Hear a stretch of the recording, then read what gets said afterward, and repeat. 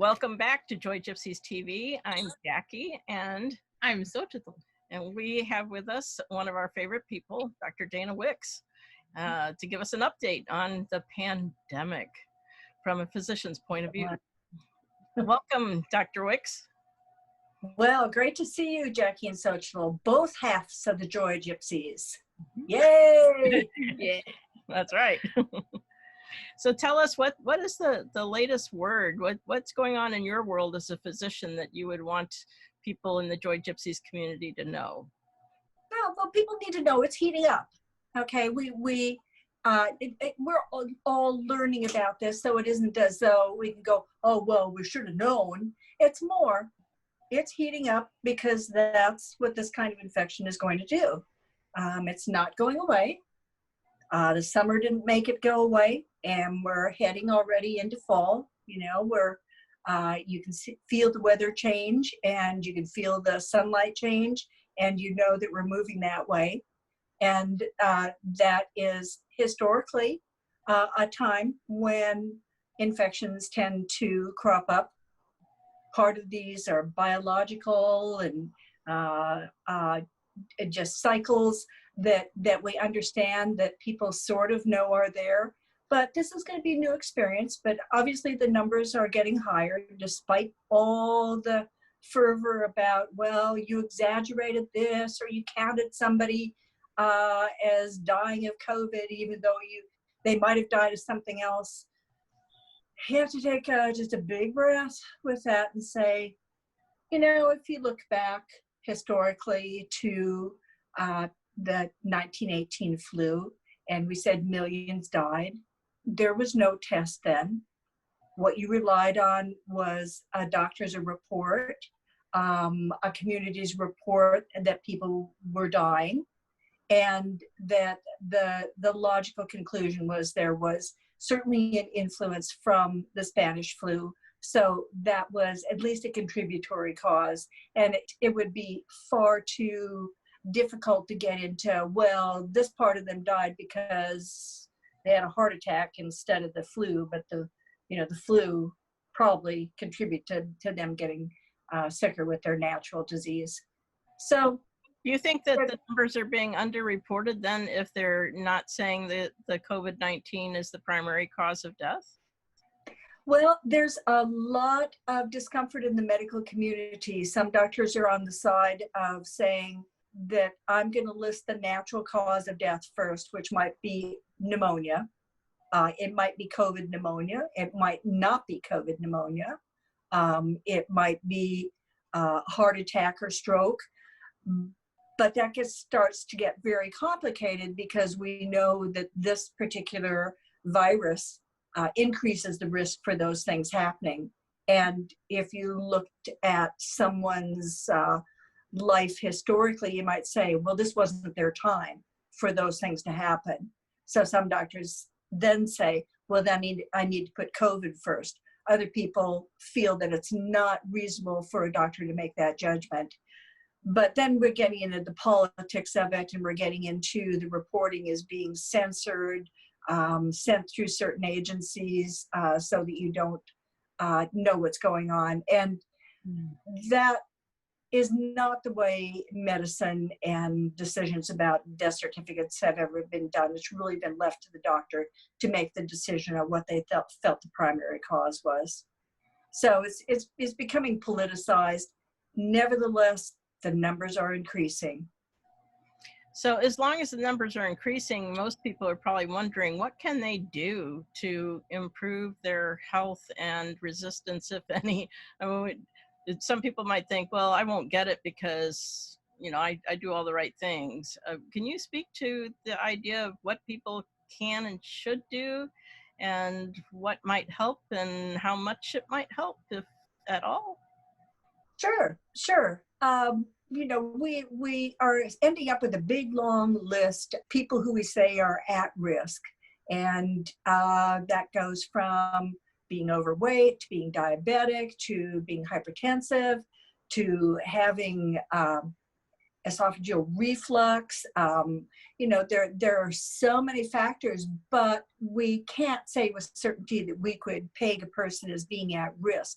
But we know in general, Americans seem to be doing poorly because we have not attended to basic nutrition and basic health. We've relied far too much on the medication to do that and solve those problems for us, without putting the basic work into figuring out what is a good diet, what works for me, because it's not universal that all people can go on a keto diet and lose weight, or exercise to the point where they collapse is maybe not the right thing to do. So I think we have to get back to some very basics in nutrition, and some of them I know you deal with day to day in your practice, to help people understand that the choices that they make today is going to make a difference in the future on how they feel and how their health is. You know what this reminds me of is in the 70s, psychology finally started moving away from looking just at deviation, deviance and the mental illness kinds of things. And they started to look into what makes people healthy and happy. And so positive psychology grew out of that, looking at what makes things work for people. What are the ingredients that make people thrive? And it seems like what you're saying is that in medicine, we need to do the same thing about physical health. Is that accurate? Yeah, absolutely. Absolutely. We need to move away from a disease model and go toward whole body health, mental, physical, spiritual. All of that gets put together. And as we know, over and over, we hear the stories of somebody with cancer who becomes depressed is less likely to survive if they become hopeless than the person who maintains a spiritual health through that improves their immune system. So certainly that part of it is immensely important. And, science can't prove it, but we know that that's true. Well, I know as a social scientist, as an anthropologist, the kinds of things that we look at are more qualitative oftentimes than quantitative, which means we're looking at the quality of something rather than the measure of it. And I know that the survivability studies that were done on people with HIV/AIDS indicated three things that we call the 3 Ps today: people, purpose, and power, as the 3 legs of the stool that would allow people with HIV/AIDS to survive better than people who didn't have people, social connections, and didn't have power where they felt like they could make a difference, and they didn't have purpose where they felt like there was meaning and purpose to their lives. And those same 3 Ps, I think, apply in a pandemic situation as well. But we also need to be basic needs for housing and nutritious food and the things that we rely on before we can even think about thriving. The As a basicness social species too, Yeah. one of the foundations of our health as a species is social connection, which is partly why we focus so much on relationships and developing skills and tools to navigate them well. That's right. Right. Well, I think right now what I'm seeing is that we're being told that we're powerless. We're powerless against this virus. There's nothing we can do. Even if you wear a mask, it can't protect you. Well, you have to back away from the emotionality of that and look at it critically. And there have been many, many studies on masks, most of them done in the 40s and 50s, and had to do with cloth masks and surgical masks to prove that they stopped droplets spread. So that if I'm wearing a mask when I'm slipping on my words here, I'm not going to spit on you, So that is what most of these studies are talking about. Well, they aren't very good on droplets. Once the mask gets saturated, you're having humidity inside of it, and there's permeability increases a bit, and that is true.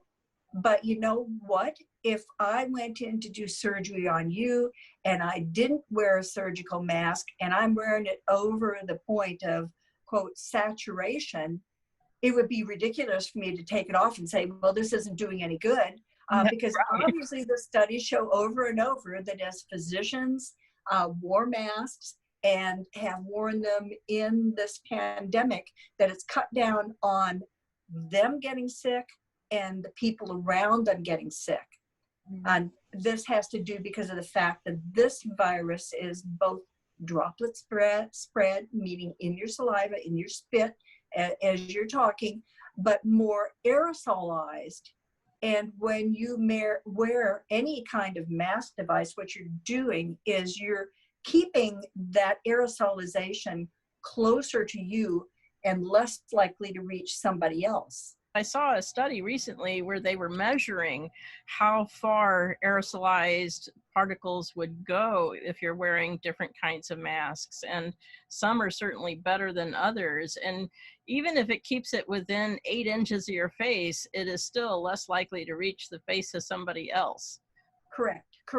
So it's a courtesy measure to be doing that. And in medicine, we say we should be using universal precautions with everyone.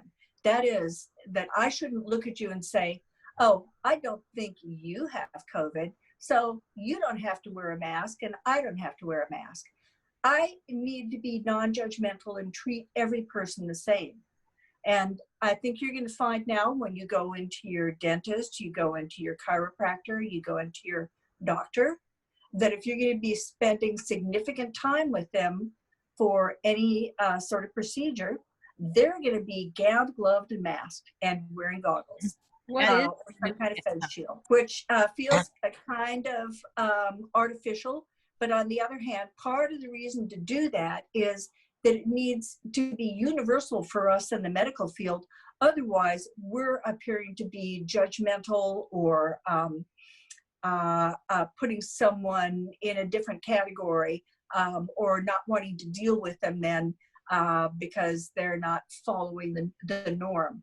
So in society, the things that make other people comfortable are what we want to do to be around with them and be social. And for many people, that comfort is going to be wearing a mask for themselves or having the other person wear a mask and doing social distancing in this day and age. So the bigger studies show that as hospitals started to apply that principle in New York City, that if you were in the hospital, they were going to be wearing a mask in front of every patient and then starting to require them to wear masks, then less of those healthcare workers became infected and died. So as you're in your pod of human contacts, you need to work out within that group of people how you are going to maintain your comfort and safety.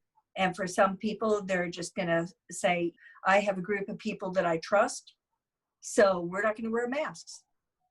So be it. If you choose that route, the thing that you've talked about before in human communications is integrity.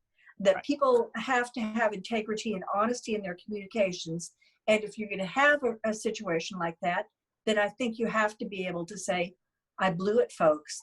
I went out to the bar and I spent the night out, and I just found out that 2 of the people in that group out there are positive. And now I'm sitting here with you and we agreed we weren't going to wear masks. Maybe we need to change that. Well, we had that actually kind of happen in a way. A really good friend of ours went kayaking and found herself enclosed in a throng of people when she had to take her kayak out of the water. And there were no masks and there was no social distancing.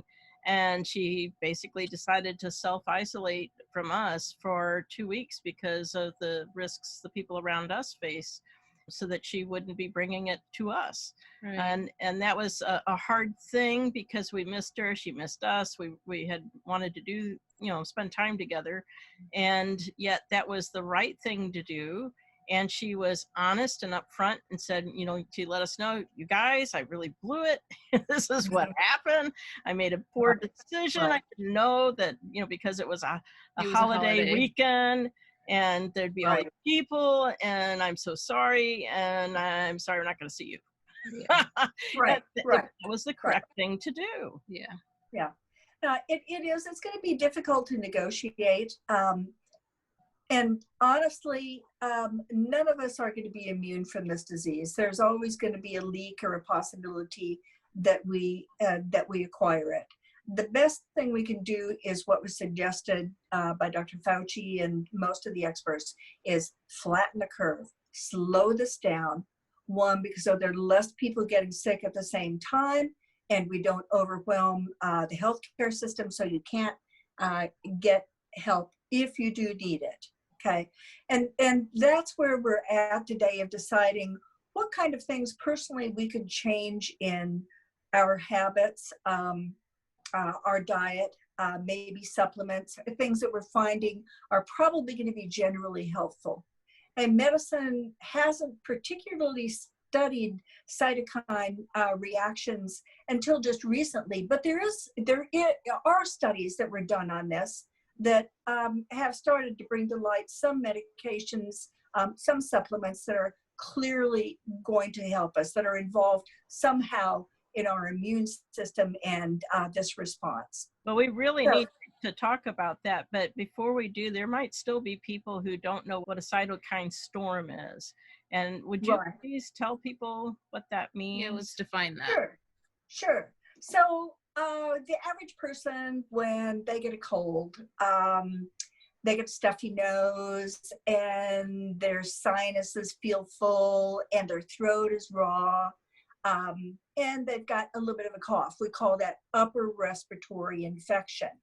Now, if you have somebody who's older or they're on chemotherapy, their immune system is compromised, for them, they start to get swollen face, their eyes swell shut, their lymph glands ache, their lymph glands go all the way down into their abdomen. And the classic is like mono, where most people don't know that they have it, but some people have such an immense reaction that every lymph gland through the middle of their chest down into their liver expand, and they're very sick, they're very fatigued, they ache, they have brain fog, they have various skin things that go on, rashes, and their gut reacts. They aren't able to keep food down. They're having vomiting, they're having diarrhea, and they're going, why? This is just a simple cold. But for someone in the right circumstances with the wrong type of infection, they can have this total reaction that's very overwhelming to their body. Some of the things that are released are called cytokines, and they're actually like very irritating substances, because they are trying to irritate this virus and tell it to go away, or this infection and tell it to go away. That isn't going to work. And the infection just says, so what? You're just making fertile ground for me. Then I can invade further. And at the same time, these particles are going, I'm going to irritate every little system in your body at the same time. That's right. It's horrid, right? So Run away! Yeah, that's right. So we want to avoid cytokine storms, right? Right.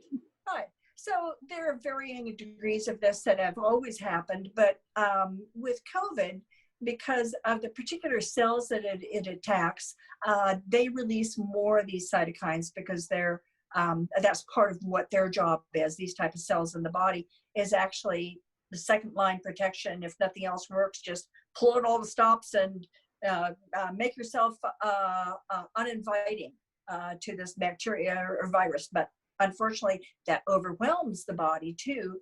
And as you said, it lets the bacteria do, and the virus, because it can happen with bacteria too. Right. Obviously. Immune response. Right. And there are some other reactions that are just chemical in the body. Perhaps you remember the old toxic shock syndrome. Oh, yes. Yeah. And that was really a toxin that was produced by a very common bacteria, Staph aureus. Most people that have had a pimple or they've had a nasal sore, oftentimes it's staph.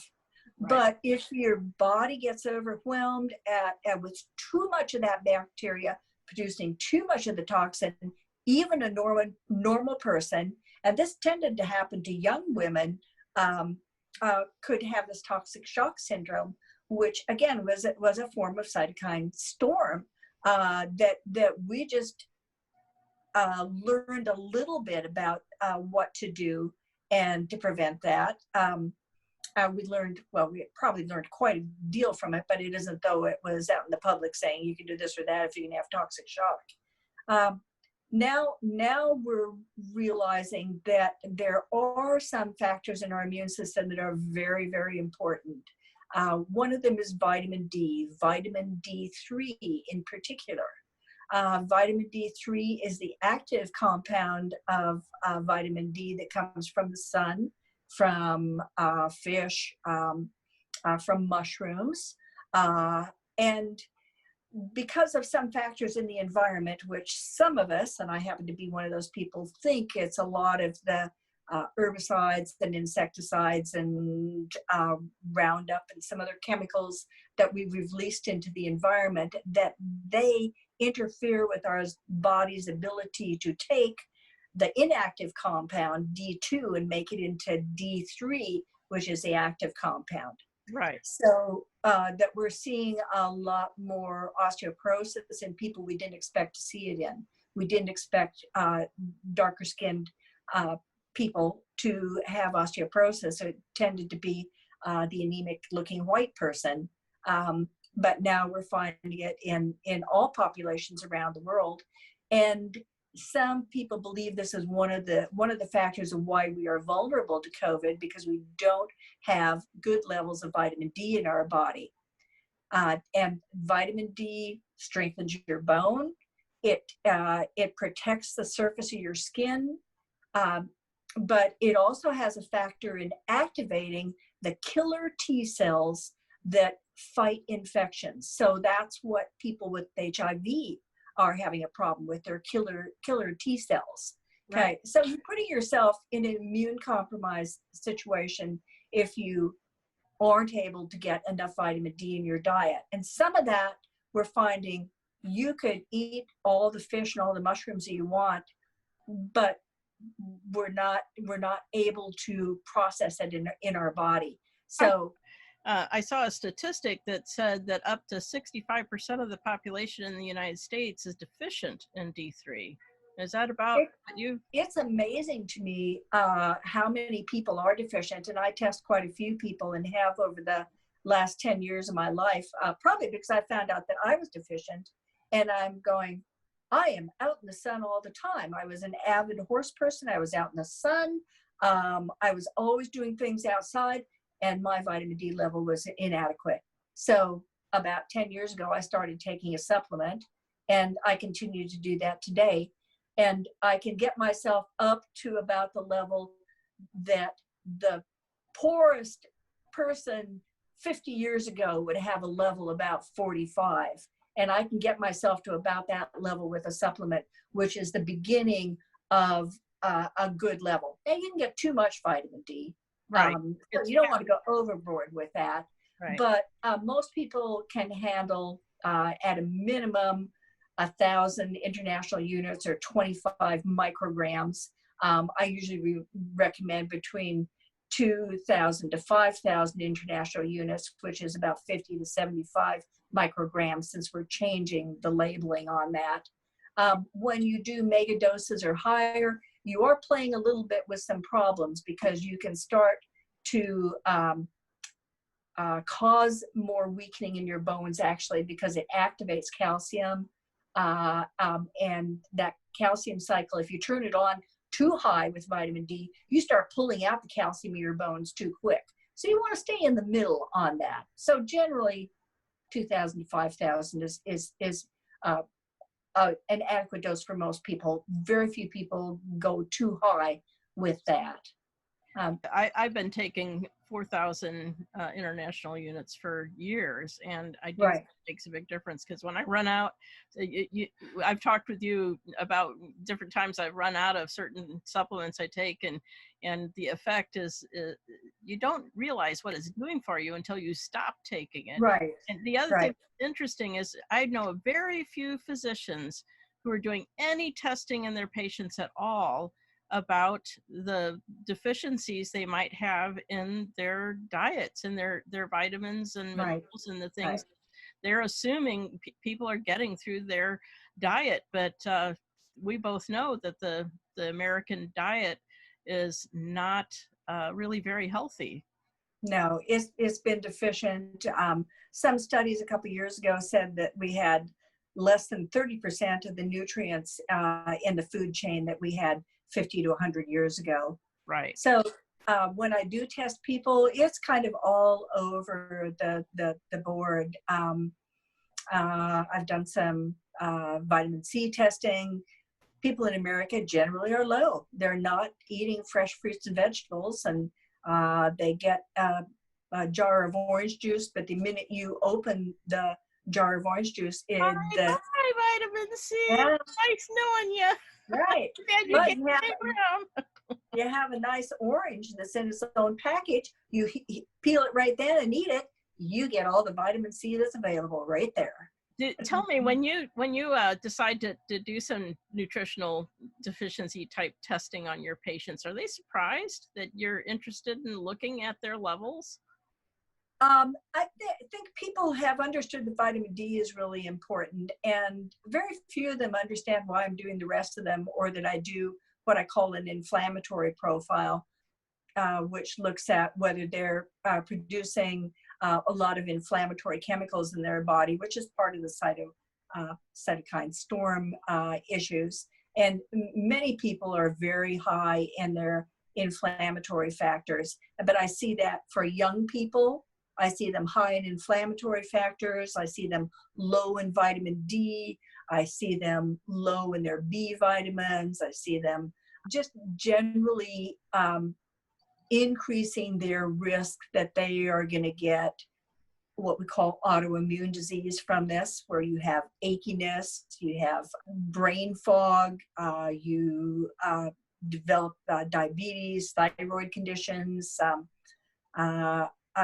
as well. I mean, all of these are part of the autoimmune spectrum. Plus, a big part of it is gut problems, and the gut problems in America are huge. Yes, they are. Mm-hmm. Me personally. People eat so badly here. When I worked at the University of Missouri-Columbia in student health, when I would see a foreign student come in and they would do their initial evaluation, and they were happy, healthy, doing fine. Then about 6 months later, they'd come back and they'd say, gosh, I have constipation. I've never had constipation. And then I'll turn around and I'll have diarrhea. Well, I'm eating at the dorm. I eat the good diet that they provide. And I go, yeah. Well, shall we talk about mistake. that? Yeah. And how did you eat in your home country where you did not have these problems?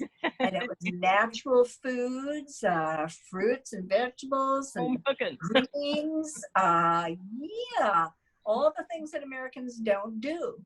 Not American home cooking. Well, here's the thing. I went to medical school. I went to University of Missouri, Kansas City, in their 6-year accelerated BAMD program, and I didn't finish.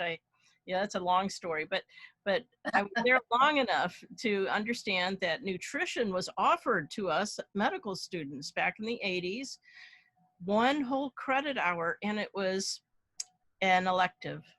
And I've talked to people who are know what is being taught in medical schools today, and also read about this because I'm curious what medical students today are learning. And in something like 50 to 60% of medical school programs for today's medical students, they're again getting 1 elective hour of nutrition education, and the rest of it is, the other schools don't even offer it. So I don't No. understand how physicians can tell people very much about diet unless they're paying attention to those studies when they didn't get educated about it even in medical school. It just doesn't seem No. very important to them because they make the No. assumption, the bad assumption, that people know how to eat. Right, right. And then, and then they also send them off to the nutritionist. And I have a number of patients who are nutritionists, and we talk about all the time that they are told to give people the standard low fat, low cholesterol diet. And they and I know it doesn't prevent diabetes and it does not prevent heart disease. And that's what we bill it as people as doing. Yeah. What's interesting is the funding on these issues, and I have to get into that for just a second. The American Diabetes Association and other, the American Heart Association, they're being funded by big corporations who kind of dictate what they're allowed to say and teach so they don't upset the corporate profits from the food industry the way things are. And the same pharmaceutical hands and the same food manufacturing hands are in the same pockets funding all these studies, which makes a lot of them, to me, suspect because they're not unbiased science anymore. They are billed that way, and nutritionists and dietitians often are going on studies that were funded by corporate interests that want the American diet to be what it is because it is a wonderful mill for producing sick, unhappy people who buy stuff. Right, and right. we're here to bring joy. And that sounds awful, but the truth is you can't have joy unless you take charge of your own health and start figuring out where is your food coming from? What make you really healthy and happy? Because it isn't what we're being told is the right diet. You mean what makes it joy to have a body? Right. Ooh, I like having joy in my body and enjoying the sensations of feeling healthy and well rested. Well, wait a minute. Right. Well rested. What's that? Right. Right.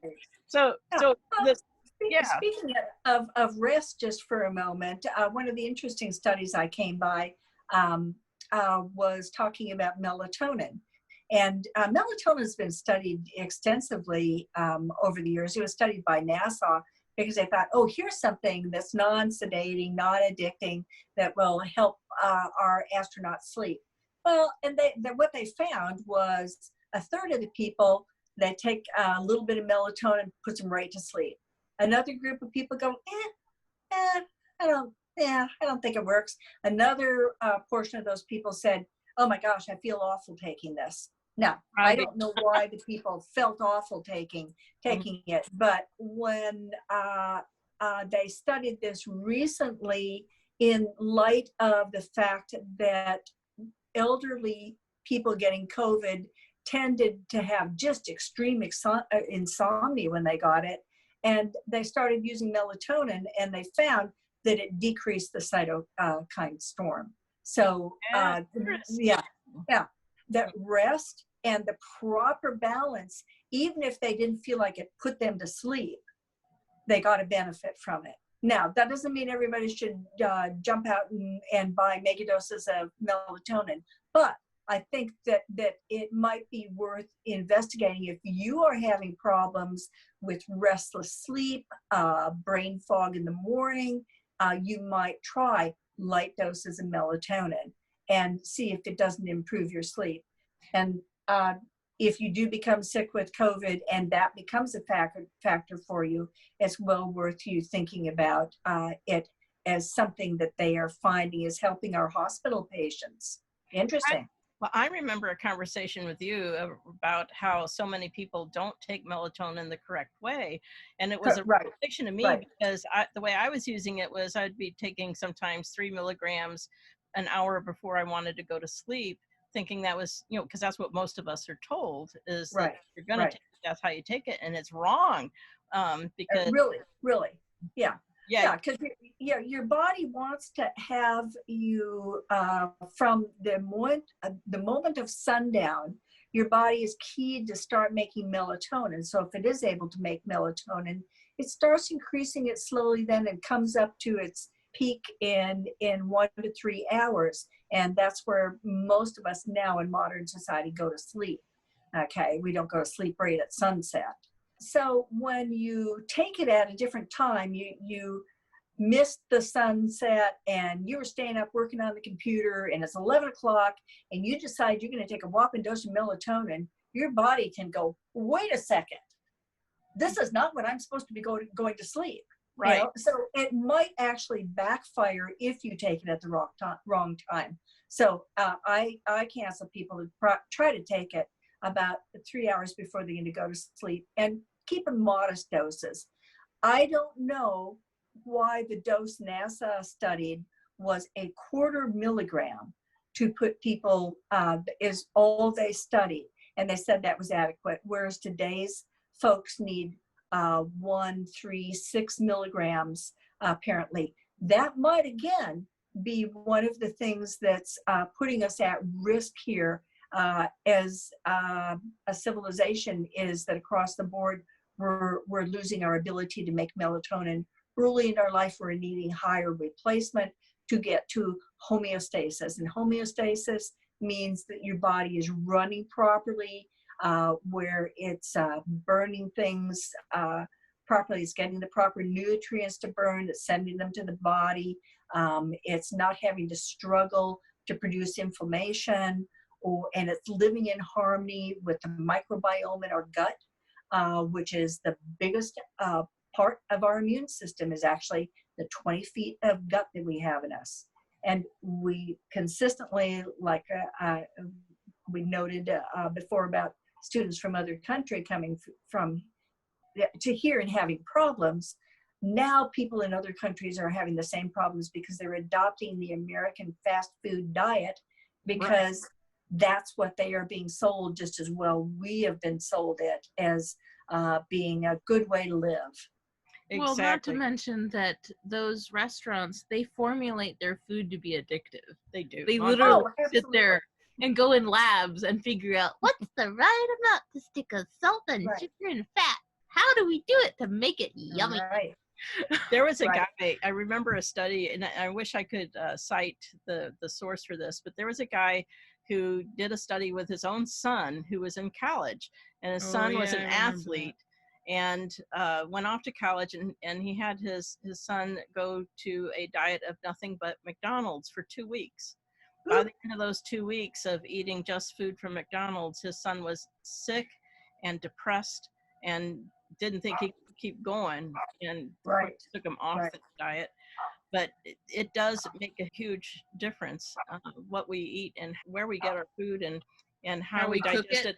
And the other thing is that our internal state, the amount of stress we feel, the anxiety we feel, which is our response to stress, and the external is, you know, the pollutants in the environment and what we bring into our bodies through food.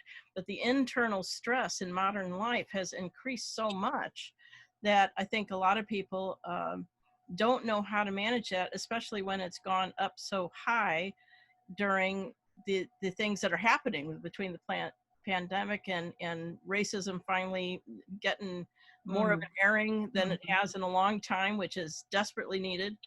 And the stresses that people are having just over having to stay home and not knowing if they're going to have a job, or if they don't have a job, whether they'll have a place to live. Oh yeah, I mean we're facing mass evictions. Oh my gosh, pretty soon. It's all of this uncertainty creates stress in us. And when I do creating better sleep, I offer a little mini course that'll be available in our monthly membership. But I do a single session for people just on the topic of creating better sleep. When I've done that with people, one of the chief factors is this internal stress. And often they're taking melatonin the wrong way. They'll take 3 milligrams, you know, right before bed, and then lay there with their tablet or their phone or their computer or the TV on. Right. The light still streaming into their eyes, activating the reticular activating system in the brain. And they're like, I can't sleep. Why can't I sleep? And then when they finally do fall asleep, they wake up groggy because they did the melatonin the wrong time and they didn't get good deep sleep because their brain wasn't ready to shut down for the night. That's right. Yeah. Yeah. It's nuts what we're doing to ourselves. That's why we have you on here so you can help us stop being nuts. So, but eat nuts. Remember? Yeah, eat nuts. Good nuts Walnuts, because they're healthy fats. Walnuts, yes. Almonds, pistachios. Cashews. Cashews, right? And then not to forget ground flax for its great omega-3 oil that's not coming from a fish that has mercury in it right now, or like in Washington State, the fish had things like cocaine and statins and blood pressure drugs and antipsychotics and all kinds of things in it. Oh, also, methamphetamine and some other things. Yeah. In the muscle fibers. Yeah. Oh. Yeah. Just to add to it, I saw Fish. an article about Yellowstone Park. They thought, oh, Yellowstone National Park hasn't had any COVID in it at all. And then they examined the sewage, and there's all this RNA. Right. Yeah. They go, oh, looky here. Right. Well, that's they're talking about maybe doing sewage studies to figure out which communities are hot with COVID, because it goes through our gut.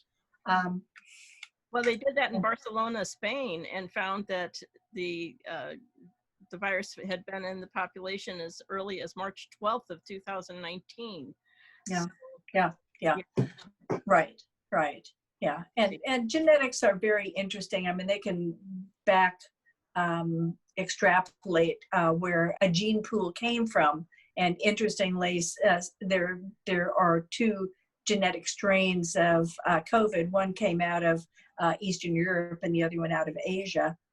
And the type that's found in France and Africa is different than that in America. And plus we've got them mutating. So as we know, evolutionarily, you can get, what do they call it when things mutate or happen at the same time? There's a word for that. But I can't think of it. Yeah, but it's kind of like, it's like a huge cosmic joke where they go, oh, guess what? It's going to be two of them, not just one. Right. So it's interesting. And again, I don't think you can blame anybody. You can try to say that China was at fault. Well, it's the way the world is going to work and misfire under the stress of climate change. And climate change, ultimately, when you come down to it, is the culprit in this. We chose not to address climate change. We continue to pollute the environment. We continue to overpopulate and to move into areas where we push out a native species or have to coexist with them, like the bats in China. They were there first. They Right. were the native Chinese, were bats, So, we've pushed out that indigenous population and overlaid it, and things are going to happen when we do that. So coexistence is what we have to come to. There's going to be a price for that, and the price is not always negotiable. We can only do the best that we can with our nutrition, our choices, and then see that we have a government that is going to respect those things and start to back off the awful dilemma that we're in to be facing jobs over humanity, a life's being lost without basic health care, basic income. All these factors need to be one by one addressed for us to get this under control. It isn't just my wearing a mask that's going to stop it, you wearing a mask, us social distancing. It's the whole ball of wax. But what we can only influence what is right in our backyard. So do that in your backyard and Right. grow your garden. Put up plants that attract the butterflies. You know, there are many, many things you can personally do that's going to make your small corner of this world much more healthy and you healthy. Well, and one of the things I do on a regular basis is I call my representatives. I actually have them in my phone, and there's Will they fit in there? yeah, Okay. they're tiny little guys, about that big, and their brains are oftentimes that small. and then they go, I'm gonna do what you want me to, but I'm gonna keep bugging them because here's the thing: petitions help a little bit, emails help a little bit, but the most effective way, other than in-person visits to their offices, is to call them on the phone and leave a voicemail message. That is one of our cats knocking things over. Carlos, could you get please down, get down? please. Thank you. Thank you. Yes. Boy. Come up here. Yeah. Come on. Anyway, Come on. calling your representatives, and I'll put a number that you can send a text to at the bottom of the screen so that you can find out what your contact information is for your representatives, because calling them, you can call them every single day about the different issues, because you want to call with one issue, keep it brief, tell them your name and your zip code and that you're a constituent and you're a voter and this is what you're concerned about, respectfully. And you can be emphatic, but you know, try to keep the 4-letter words out of it, and you'll be heard better if you don't cuss them out, and leave a 2-minute message. And sometimes I get actual staffers who will take notes, and they it's a real person I talk with. But I do it on a regular basis because it's one thing I can do in my own backyard, aside from having a YouTube channel with my daughter. But it is also something that might actually have an impact besides voting. And we need to each realize we have more power than we think we do. We have a lot more power than we think we do. He wants mommy. Yeah. Just as Carlos. Say hi, Carlos. Go, hello. He'd rather look at me than the screen. He doesn't realize there's a camera right there. No. Yeah. Okay. But in any case, he's going to hide his head so he doesn't have to look at the world. Yeah, I understand. Right. So we have power. We have power to thrive ourselves, doing what is possible for ourselves to do, and more is possible than we think. And we can make a difference in the world. Every one of us can make a difference. That's why we're doing this, is to remind people you can make a difference. You count, you matter, your voice matters. And so you were talking before we were recorded, thank you, about zinc. Do you want to talk about zinc? Right. Zinc does have antiviral benefits. But you need to be careful about the type of zinc too. I'm digging into my brain here, remembering. I'm watching her dig. Look, do you see her digging? You ready? Cannot be the most popular form of zinc is zinc citrate, and apparently the acid form of it inactivates the zinc. So you need to look for basically an elemental zinc, usually a natural zinc compound, and the effective dose is about 50 milligrams twice a day, or about 95 to 100 milligrams a day. Again, you don't need to take it all the time, but if you think you've been exposed or we're in the flu season, it's not a bad idea to be taking it. Fall is flu, cold, and COVID season. So all those things are viruses. So please think about that zinc as well. I know Trump takes it, and you can take that for what it's worth. But I am saying that in the proper dose can be helpful. Blueberries. I remember you saying blueberries. Yes, right. And you had reminded me of that, about the studies about taking down your carb usage. It makes you process carbs differently, so that usually when you eat something that's a high sugar starch, carb product, your body is going to immediately grab it in. Blueberries seem to temper that down, so it affects overall your glycemic usage in your body, meaning that you don't process those carbs so that they slam into you and give you a sugar high and take your sugar up so high. Plus they have lots of antioxidants in them, so they really are a superfood. They Yeah. are, and one of the things that I do with my clients around helping them reduce and get rid of anxiety is to keep their blood sugar stabilized, because when it drops, we know that the brain starts to shut down from the executive brain function here in the front and working the reptilian brain in the back, so we can keep fighting or fleeing or deal with the survival. Panicking. Yeah. So That's to keep your blood sugar stable, you're running less on that hindbrain and more on your wise brain up here. And So, it also affects your physiology, No because has a whole lot to do with physiology, actually. That sympathetic mode that you're in when you're in fight or flight, all of your inflammation, everything increases. It's revved up. And when you're in the parasympathetic mode is when your body can relax and repair and rejuvenate and regenerate.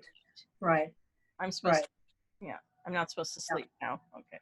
Too much melatonin, I guess. So we were talking about reducing the cytokine storms. Right. And we've mentioned blueberries, we've mentioned ground flax meal, and no, well, she mentioned in passing, she mentioned it. Did you? I know that there's more. Yes, I did. Oh, yeah. I wasn't paying attention. Yeah. Ground flax, as well as just being a fiber that helps you break down lectins and use your vegetable products more efficiently and avoid leaky gut sort of syndrome, which isn't actually a physical leak in your gut, by the way. It's a loss of nutrients because the cells are not healthy and sitting next to each other, plump and happy little gut cells. So that and the omega-3 oils obviously are good for joints and for heart. A lot of these protective factors are things that if you don't have them in your system and you get a cytokine storm, you're going to be unprotected. Therefore, we see things like heart damage and gut damage from this particular virus. But it's been there all along in other illnesses that we've had, but people are thinking that, well, I just have to ride that out, or I can go get a drug from a doctor to make that go away. But some of these things are just so basic that we haven't done for so long that we need to bring them back. Yes, yeah, exactly. Getting back to basics again regarding having clean air, clean water, clean food, good nutrition, good sleep, low stress. But there's one thing I want to ask you about, and that's this term we hear sometimes called viral loading. And what does that have to do with healthcare workers and getting COVID and all of that? Or any of us who have to be out in the community a lot. Yeah. So there were a couple studies done early in the pandemic in New York, where they actually, as they did the swabs in people's nose to check for COVID, they actually looked at how much virus they had. And there seemed to be a pretty strong correlation with the worst outcomes were people who had massive levels of virus in their nose at the time. And that when they looked at the habits of those people, they were the healthcare workers that weren't wearing a mask. They were going from patient to patient who had COVID, or that they were overexposed. So the amount of virus they got was probably multiplied by multiple exposures. So multiple exposures increase the amount of virus in your nose. Unprotected face is going to leave you with more chance of getting more virus, which can lead to worse disease. Now, that's not an exact correlation, but there is pretty good evidence that those people who had the higher levels of virus tended to do worse. And that seemed to also show up in the studies in China, where they found some people then still ill months later, unfortunately, So the showing virus. long people who are not, who appear to be cleared of being positive but have symptoms lasting long after, may have simply had a much higher viral load. In other words, many more particles of the virus in them. Right. And the thing seems to be to reduce the number of particles, which gets us back to masks and social distancing. Which I don't know about you, but I do not, as an anthropologist, I do not like the term social distancing. It should be physical distancing. It should be physical distancing. Right. Social distancing really makes it sound like you really should be emotionally isolated, relationship isolated, and that is not what we need. We need more connection, even if we're not physically together. Yeah. No, so, just like you said, those 3 P's are important for our well-being. Right. People, purpose, and power. Right. Right. So for healthcare workers, it's especially important that they reduce their viral load, that they have fewer particles coming into their face, their eyes, their nose, their mouth, and that is also true for the rest of us out here. Yeah. And our current concern is household spread right now, and children, because we really haven't got a handle on that. But I have households now that I'm having to tell them to isolate, because one to another they're getting sick.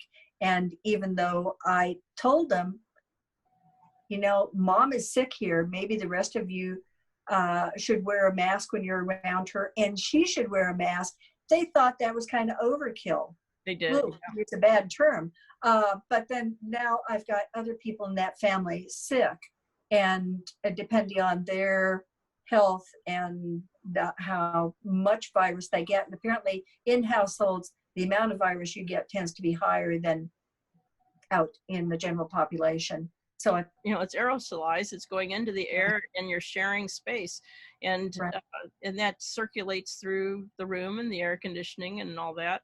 And I saw some studies that were, at least a study from China, where the reason the Chinese were taking sick people out of their homes was because they discovered that it was spreading within the household when one person was sick. And we're not doing that, but we could do it for ourselves as much as we can when we have the luxury of doing that. Of course, a lot of people who are living in poverty don't have that luxury at all.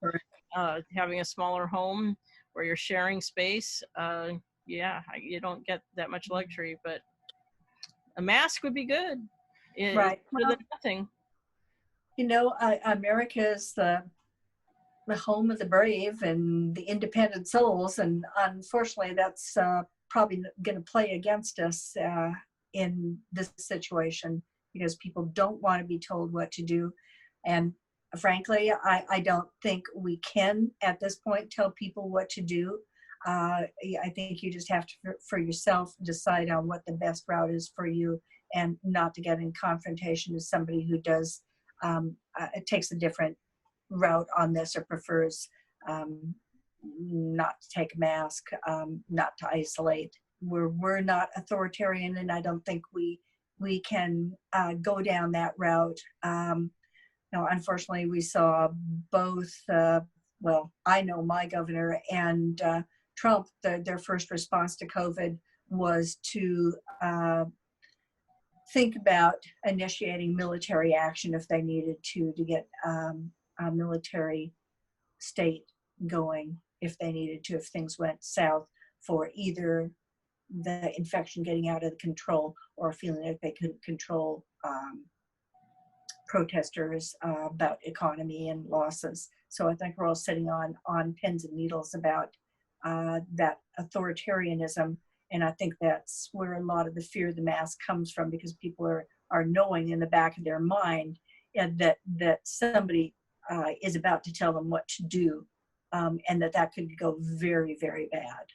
Well, we're in a situation in Portland, Oregon right now where the Trump administration's invoked the Insurrection Act so that they've got unmarked, camouflaged law enforcement, Customs Border Patrol backing them up, essentially abducting people off the street to go interrogate them. And and I understand they're going to roll that out across the country. So I think we really do need to be paying attention and getting the ear of our representatives, because they have more power to stop this than we as citizens do, unless we're going to resort to measures that I don't think any of us want to see. But we really have to make our voices known and vote, register to vote and vote, and get everybody else to vote. But educate yourself. I think that's what we're all saying here, is educate yourself, be aware, make good choices for your health and your happiness, and realize that you have power for your immediate family, your immediate situation, more than you think. Because I know that there are people who are concerned about the schools reopening in some states, like we're in Florida for now. And of course, we're leading the charge with surging cases of COVID. And the governor here is insisting on reopening schools, and, right in line with the current administration. And we don't have the evidence to know what really is safe, and the guidelines that the CDC buried, and they're being rewritten to make them more palatable to those in charge. And so this is where, the rubber hits the road. If we want to thrive, if we want to be able to continue to love our lives and transform the world, this is where we begin. We take care of ourselves first, stay healthy, and eat right, get all those things, sleep, exercise, and then call your representatives and do what you can to reach out to those who need help in your local area, and be there for each other. And invest time in the relationships that nourish you the most. Exactly. Because even if it's online or Zoom or video. We started doing video chats just while I was sewing masks, and you were showing me where you lived. And I've started doing that with other family, and hope to with some of my friends, to just share an afternoon like that, because that was very fun. And I needed that contact. It's not the same. I know it's not the same as physically being able to give you a hug, but it does give us more connection, because we can actually interact over a period of time like we would in each other's homes, and just relax and enjoy each other's company. It's actually really comforting. See how you're living, how you're dealing with things. That is what we learn from each other, and support each other in. So that was totally invaluable to me, and it was a great lesson that these mediums that we think are very impersonal can be made more personal, and it is going to get us through. But we can't stay like this forever. But we're not there yet, where we can just walk out of this situation and say it's like it used to be. Well, and interestingly enough, one thing that I don't hear anybody saying about flattening the curve is it isn't just about flattening the curve to not overwhelm the hospitals. It's also, let's delay people getting sick as long as possible, so that the science can catch up with better treatment, and better situation, more knowledge, and more effective ways of dealing with it, so that when people do get sick, they don't die from this. Correct. And our nutrition and our health and the basic care that we need to take care of ourselves. Is there more we need to know about prevention? Is there more we need to know at the moment of what else we can do? Preparedness is one of those things that can be frightening to people, to say, what am I going to do if I get sick? but I think each person, each family should have a little plan about what they're going to do. Because I take a lot of medications and I am diabetic, I wrote out my dosages, my medications. I said, this is what I want to, if I'm not able to take these medications, this is what you need to give to me. Yeah. So I've had to write that out because I don't take a lot of medications, but the things I take are really important. That's right. Because they keep down the chance that I'm going to get a cytokine storm because of my underlying age and illness. And that's just common sense. And it's just like any time in our life where we have to process this with our family, we have to tell them, otherwise they're going to be flying blind. Well, I think planning really is the key. I mean, we're in Florida where hurricanes happen, and having some kind of plan for hurricanes. I mean, when hurricane season was approaching, we live in an RV and we're staying at a friend's property. So we have some hookups, but we started making some preparations, getting fuel for our generators and whatnot. And but the same kind of planning can happen in case somebody gets sick. Like in our case, Right.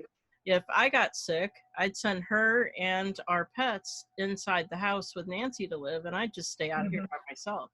Or if she got sick, and we'd have to isolate. And if you've got the ability to make a plan, and Nancy has her own house, and we have our trailer, but we will help each other. If Nancy got sick, then we'd make sure she had food and that she was getting checked on, and she wouldn't be alone. And yet we would wear a mask and treat it like the less exposure, the better. Fewer virus particles for us to be exposed, but make sure she's okay. And this is what people can do for each other, whether you're family or just friends or neighbors. Sure. Yeah, we have designated areas in our house that would be mine. If I become sick, I have certain movement, and the other people in my household have their areas. Yeah, but you need to sort of have a little bit of a plan like that, because it's got to be the way it's going to be. That's how you will survive this better, is to be prepared. Yeah, and I think sometimes taking action, rather than just not thinking about it because it's too frightening, taking some action to be prepared, just having, enough food, just like you would for any disaster. Have enough food and water and the right kinds of food. And exit plan, the right kinds of food. Right. For your body. The right supplements. Yeah, vitamin D3, zinc, melatonin, check. Okay. So, but making all of those preparations ahead of time, not out of fear that it's gonna happen and woe is me, but just to feel empowered that, yes, I have done what I can do to prepare, and now I can turn my attention to making sure that I'm having a positive impact in the world. I'm calling representatives. Yeah. Okay. Quickly, two other things that have come up in simple medications you can do yourself is famotidine, which is Pepcid, and cimetidine, which is Tagamet, which are called H2 blockers. And these limit some of the histamine response in our body that's part of the cytokine storm. They can be used for allergies and allergic reactions, hives, and for gut reactions to acid and such. Again, using them if you are ill with something makes some sense. Taking them all the time doesn't necessarily make a lot of sense, because we need the acid in our body, except when it's excessive and overreacting to a cytokine storm. Then these have been helpful. Interestingly, they are not pushing things like omeprazole, Prilosec, Nexium, what are called PPI blockers, because they don't have that effect to stop the histamine release. So interesting. It is interesting. And one of the things someday, when we're not talking about the pandemic, we really ought to talk about some of these things, like what do you do for long-term acid reflux? Because so many people are on medications that are not too good to stay on for longer. So we'll Right. get into that in a future Sure. review. Okay. Mm-hmm. I think Right. we should do a quick overview, like a little synopsis here at the end of what we've talked about, of the highlights. That's what I'm trying to say. A summary. A summary. A There we conclusion? go. A conclusion summary. Oh my goodness. Thank you. Wear Essay a writing. mask. Physically distance. Don't socially distance. Let her do it. I'm doing the preamble. She's She's good. She's good. I'm She's fine. probably I'm better than I am at it. Yeah. Right. Nuh-uh. This is a competition. No, it's not. But she should do it. She will. I love her. So, but yeah, and don't argue with people who don't want to wear a mask. Just don't be around them. Yeah, that's right. Just I'm doing. Yeah. mhm. So, Yeah. but Those in little tiny- terms of, you talked about vitamin D3, and Right. you run down the list: D3 and zinc and melatonin and Melatonin. and blueberries and Ground flax. Yeah, ground flax. Yeah. A good antioxidant diet, non-processed foods, keeping the chemicals out of your food, cooking them on the stove instead of the microwave, which is another issue. well, I would love for you to talk about that someday, because down here in Florida, that's what everybody cooks with, the microwave, and we're like, oh my god, no more food. That's my Now, I mean, it's not going to kill you, but you're removing some nutrients, unfortunately. Yeah, Right. inactivating some things. Yeah. Getting proper sleep, taking care of your body, calling your representative. That's right. Call your representatives. See this number down here. Everybody point. Right. Down here. There you go. I have a making, question. making a plan that you know what you're going to do if you become sick, knowing that medicine has limited benefits unless you are really so sick that if you are having difficulty breathing, that is a time to go, because that may be absolutely medically necessary. But for simple COVID, if you can keep the number of viruses down in your nose and get a light case, people will survive it. We don't know what kind of after effects, but we know that this anti-inflammatory sort of diet and taking care of yourself is going to have a lot to do with both the illness and the recovery. And remembering that fall time is going to be flu, cold, and COVID season. Right. Yeah. You had a question. I actually had two questions, because I was sitting here thinking about it, realizing there's another one. I'm counting. Okay. One of my questions was, well, how many virus particles were found in the people who got the sickest? And you talk about it being in their nose. When that's because that's the easiest place to find it. The places you can find the virus are in your nose, in your trachea, and it's really hard to test that, in your lung, in your gut. Yeah. Yeah. Virus can travel other places too, right? It can, but those we've got no evidence that tears shed enough to be a cause of infection, or urine or vaginal secretions. There was a neurologist who was pretty convinced in an interview that he had gotten infected in his eyes first. In fact, the minister here at church had conjunctivitis as her main presenting symptom for COVID. Yes. He tested positive. That's why we're tending to wear either a face shield or goggles, because those tissues don't protect us. That tears don't seem to carry the virus, but they're ineffective at washing that off.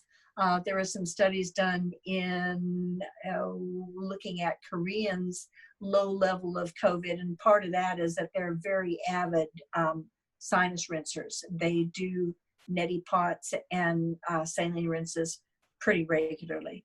Well, I've had people ask me whether they should be doing sinus rinsing, and the jury had been out saying, well, you're washing away the protective mucus and the good stuff that helps us not get sick if you do it all the time. But are you thinking that now during this, potentially catching COVID, it would be good to be doing the sinus rinsing with a nutty If you're a person that has a lot of allergies and nasal secretions just because you have chronic sinusitis, it's probably worth doing it. If the average person is not in that category, I probably wouldn't start it. But for those people who already have blockages and don't do well with their sinuses, it probably makes some sense. Most of the ENT doctors that I work with are recommending that. Okay, Okay, that's cool good. to know. That's good to know. The other question, you had something. I just want to hold Okay. up my two cents. No, my two fingers. Oh, question number 2. There you go. My other question was that there are a lot of people who have been going out to eat in all kinds of establishments because restaurants here are open, including their dining rooms, and at least partially open. But my question is, what about takeout, and how high is the risk for takeout for people who are doing that? It's probably pretty low for takeout, just the way we've really thinking that the Amazon people and your postmen are handing you boxes, and at first they went through this whole thing, well, you can find the virus on that. Yeah, but that's not the way you're going to catch the virus. You're going to catch the virus from it being actively in the air from somebody who is infected and has enough virus to put the particles in the air. But there are all kinds of things you can find on surfaces and money and that, but we've never found that they are the source of infection. The source of infection is always a person has been in that room without a mask, with poor ventilation, in a smaller room, and they are laughing and singing, or they're drunk or whatever, and those particles stay in the air for a long, long time. So when you choose to go out and eat, if you're not going to wear a mask when you're eating, No. that might be a risk.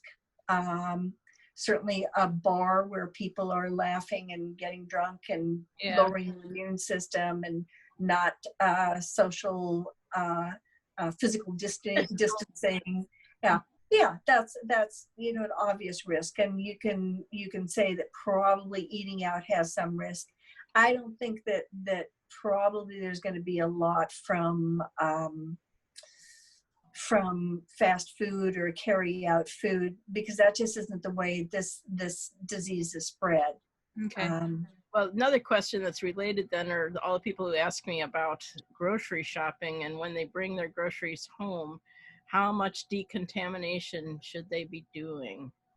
I don't think that's the biggest concern. The concern was you were in the grocery, and if there isn't good ventilation and there are lots and lots of people in there, there's going to be virus in the air. So wear your mask, and probably if you want to wear some kind of goggle. But I don't think that we're really proving that because it lands on a surface, is it going to come and jump up and get you? That doesn't seem to be the case. It's more that active particle in the air and the fact that it sits there and cycles around in the air for a long time, like they're saying up to 30 hours, in a closed room with no ventilation. That's even longer than I heard. 30 hours.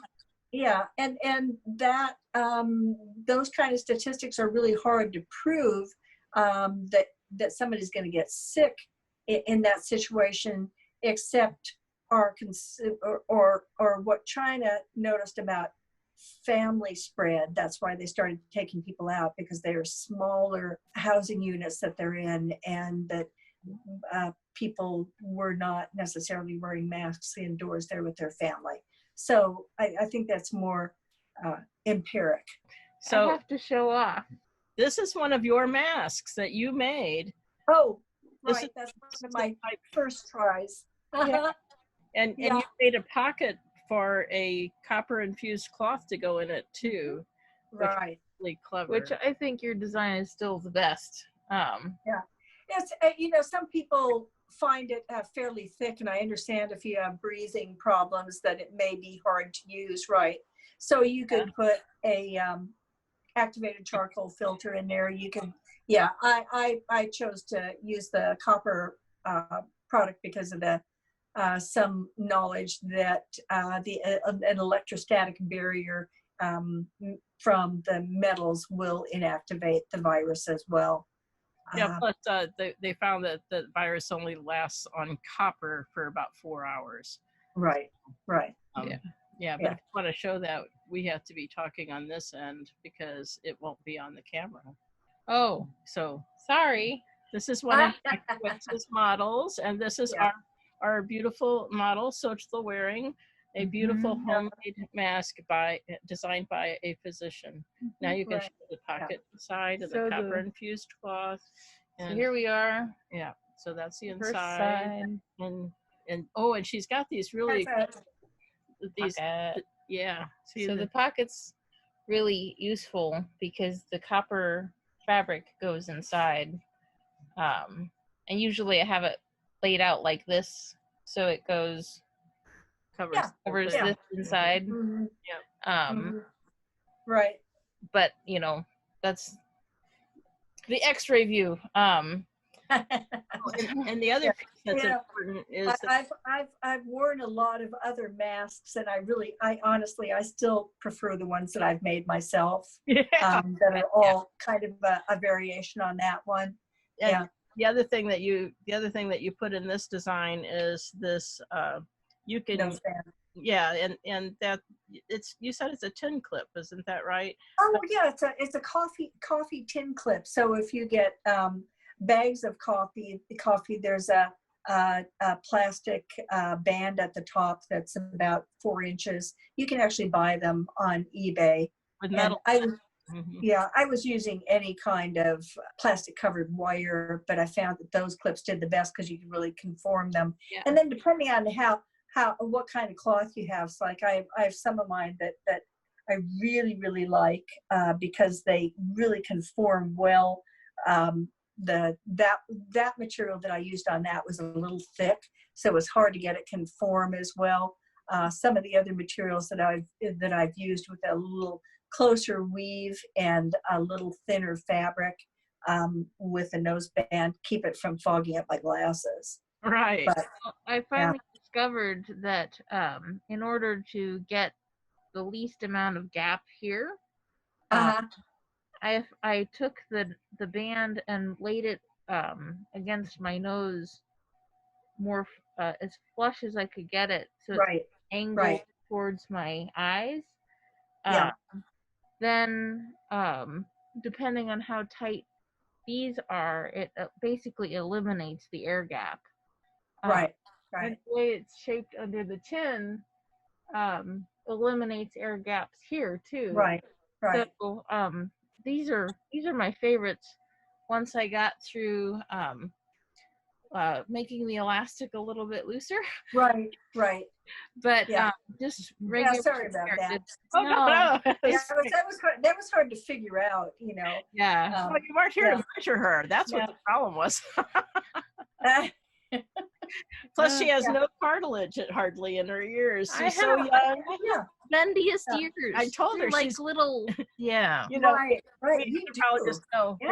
You grow more cartilage as you age, and I told her it's okay. You'll make up for this over time. You'll have more cartilage here and in your nose. Maybe my ears will start growing a little harder just because of wearing masks. Yeah, that's right. You're toughening them up. Yeah, I think you should, try wiggling your ears against the elastic to exercise them. That's right. Ear exercises. We'll all be doing ear exercises by the end of this, right? That's right. I did buy a lot of little plastic combs that you can again buy to hook the elastic around so it isn't around your ear. There are a lot of ear combs that are curved. I know what you're talking about. Yeah. Clever. Yeah. That's helped a lot of people. So so I've given those. I've also used paper clips to extend them. Whatever. It helps keep the pressure off their ears. But the studies on the cloth mask made that way show that you do get some airflow on the side. but because that's expelled in such a way, it's not such a risk to other people. Whereas even the surgical masks, most of what you expel goes forward. Right. Whereas with that cloth mask, that tends to stay back here next to you. And if you're physical Here- distancing, it's safer for other people then. Yeah, it's not going to make you worse or you sicker to do that. You know, you can't really reinfect yourself, but you want to protect other people. Right, right. Good Well, to we've know. had such a fascinating conversation again, which we always do. It's too bad we Yes. don't record every conversation we have because we have a lot of Right. fun. Right. Here we And do. we can have interesting conversations, and we're really grateful for your friendship for 28 years now. I always Oh, go. isn't that long? Well, Yes. Oh, that's right. Right. Well, Yeah. yeah. It You would were be. there when she was born, remember? So Yeah. Point that Yeah, out that's to right. Because everybody. I met you when you were pregnant. So Yeah. yeah, and That's didn't know you before. Right. So Right. she's a good measurement. That's that's right. Yeah. That's why I keep track. cool. I have a Yeah. built-in barometer, sort of, thermometer, measurement device. Measurement device. Now I'm a Yeah. measurement device. I Yes, see. ma'am. Right. Okay. So thank you so much for being with us again, and we'll look forward to another interesting conversation in the near future. You heard that Already? near part, right? So Yeah. Okay. thank you so much. You know we love you, and we want Love you everybody too. out there with watching our YouTube channel, like, share, subscribe, and remember that you matter and you make a difference. So We're all thank in you. this together. Yep. Thank you, Dr. Thank Dana you. Wicks. Thank you. Thank you. All right. Namaste. Namaste. Okay. Bye. No, Oh, stop the no. recording. Oh, stop the recording.